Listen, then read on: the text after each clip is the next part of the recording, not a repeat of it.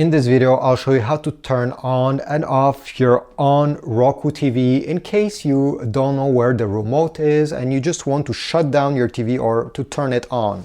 So every single Onn Roku TV has a secret button right under it. So if I turn the TV around here and I'm showing you here, you see right in the middle there is a button. Maybe your specific model has a button on the sides or under over here, but there should be a button under it right in the middle or sometimes on the sides.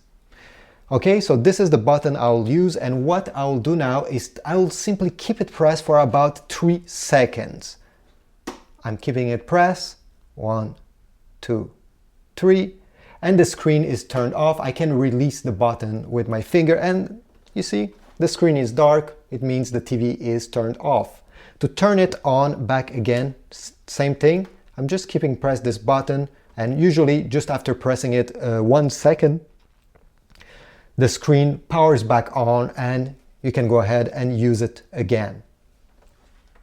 By the way, this button has another function. So if the TV is turned on and I just press it once without keeping it pressed, I'll have a menu on the side, and if I'm pressing again on this button, I'll be able to select the HDMI ports if I want live TV or if I want to go home. To select one of these options, you just have to stop pressing on that button once you're over the option you want. So let's say I want HDMI 2.